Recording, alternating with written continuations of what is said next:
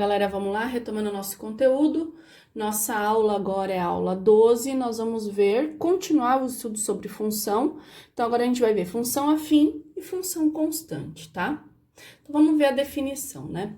Função afim, ela também é chamada de função do primeiro grau ou função polinomial do primeiro grau, tá? Então, é uma função cuja lei de formação é f de x, que é igual a x mais b, sendo a e b números reais. Então, na realidade, a gente já trabalhou essa função afim, só que nós não sabíamos ainda que ela tinha um nome, que o nome dela ou era função afim, ou função do primeiro grau, ou função polinomial do primeiro grau, tá? Não muda nada, agora a gente só vai começar a conhecer os termos corretos, tá? Até então, pra gente, isso daqui se chamava lei de formação da função, né? Agora, a gente já sabe que isso daqui, na realidade, se chama função afim, né? Reparem que na função afim eu tenho o termo A e o termo B, AX mais B.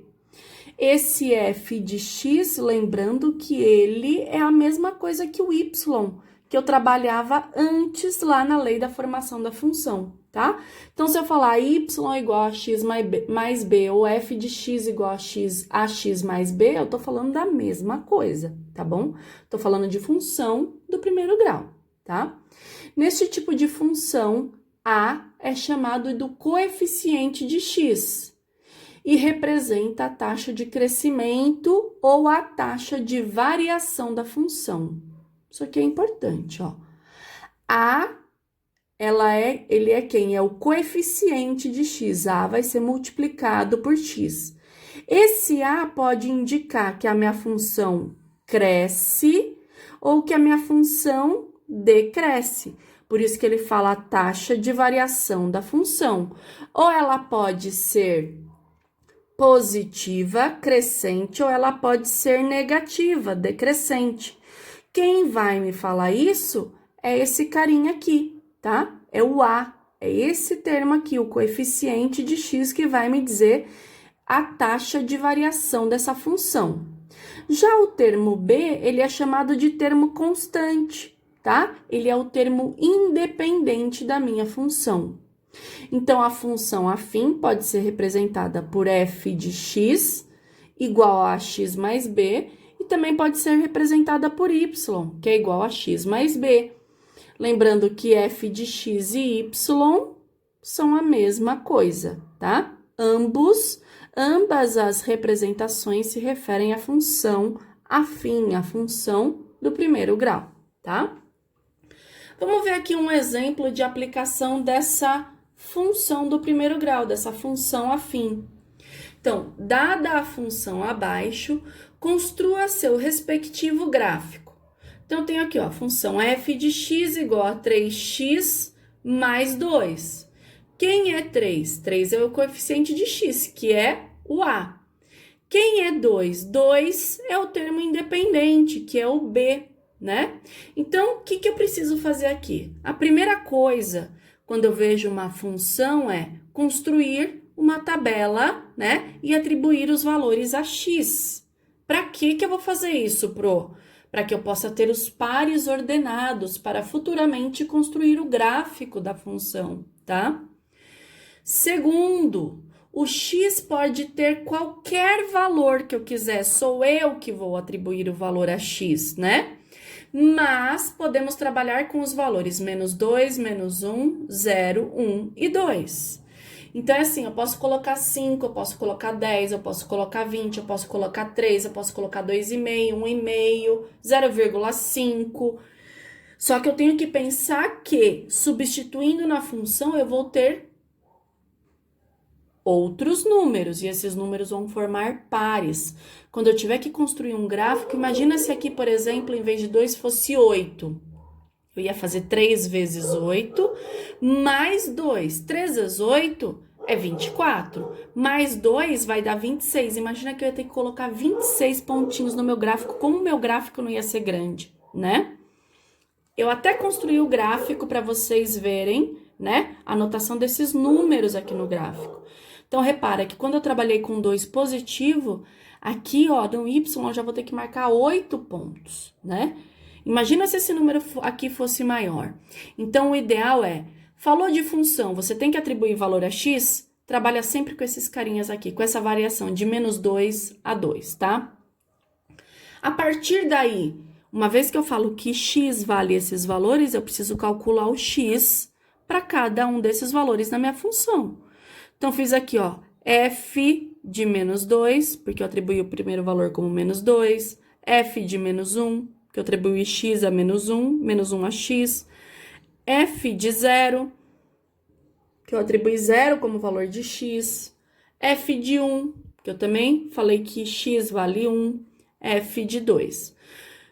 Quando eu substituir esses valores de x nesta função, eu encontrei esses resultados aqui. Então, eu tenho para ordenado x e y. Eu já posso colocar essa tabela num gráfico, né? No gráfico, eu tenho que saber que o x vai ser a linha horizontal, que é o eixo das abscissas. O y, que é o f de x, que foi o que eu encontrei, substituindo o x na minha função, vai ser marcado no gráfico das ordenadas, que é o meu eixo vertical, que é o eixo y, tá? Vamos ver aqui. A gente vai ver o gráfico na próxima aula, estudar o gráfico da função na próxima aula, mas eu já apliquei, para a gente não perder a oportunidade, eu já apliquei o que a gente encontrou naquela tabelinha num gráfico, tá? Então, o gráfico da função afim f de x, 3x mais 2, né? Ficou com essa carinha aqui, ó. Repara, eu tenho ele começando aqui embaixo, no lado negativo do meu gráfico, tanto do x como do y, e eu tenho ele crescendo, ó. O sentido dele é sempre para cima, tá? Então, eu tenho ele crescendo. Essa é uma função que eu chamo de função crescente. A gente vai estudar isso na próxima aula, né? Mas aqui eu já vou comentar algumas coisas com vocês. Reparem que aqui, ó, essa função nada mais é do que uma função afim. Olha a carinha dela, ó. 3x, então ela tem o a, o termo a, coeficiente a, né? E o coeficiente b. E tem o x, então f de x igual a 3x mais 2. É uma função afim, tá?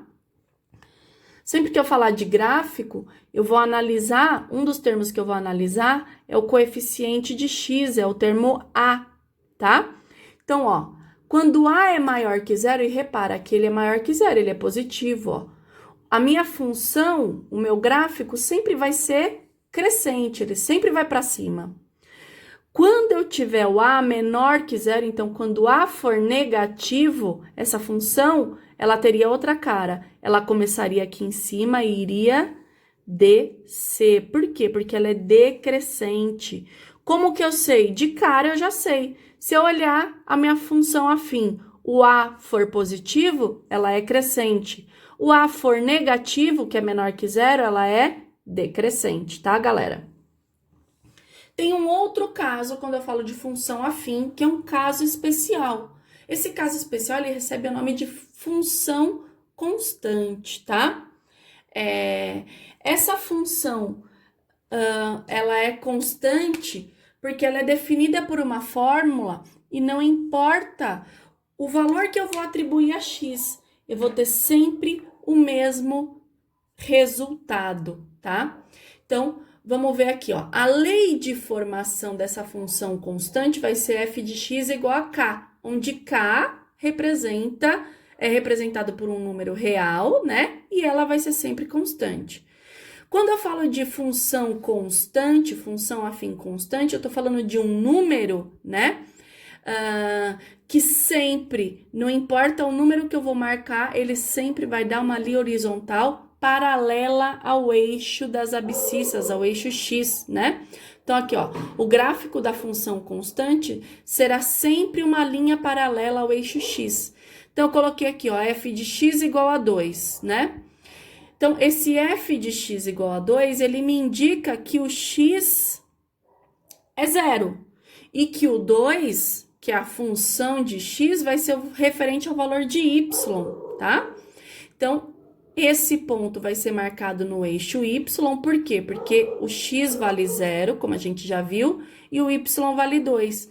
Aqui, qualquer ponto que eu pegar de x, qualquer ponto que eu atribuir a x, eu vou ter sempre o valor de y como 2, ele sempre vai ser constante. Isso aqui a gente vai ver daqui a pouco, mais bem explicado na próxima aula, tá?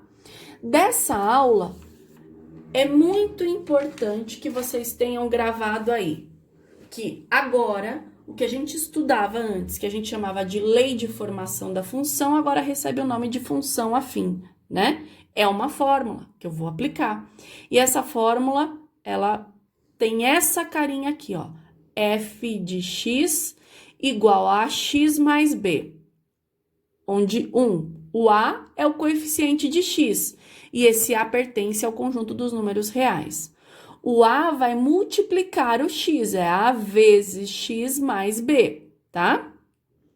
2. O b, ele é o termo independente, e esse b, ele também pertence ao conjunto dos números reais, tá? Então, eu preciso saber reconhecer quem é o termo a e quem é o termo b, né? E eu tenho que saber que representar f de x é a mesma coisa que eu representar y, tá? Então, isso aqui, gente, é um resuminho básico dessa aula. Dessa aula é importante compreender isso, porque a gente vai estudar na nossa próxima aula, que são os gráficos da função, tá? Então, eu tenho também a parte especial da minha função afim, que é a minha função constante, onde f de x é igual a k, né? E k pertence ao conjunto dos números reais.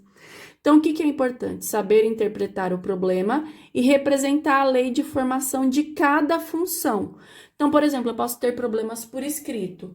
Eu vou pegar isso que está escrito, vou transformar numa função, numa lei de uma função, que agora recebe o nome de uma função afim, tá?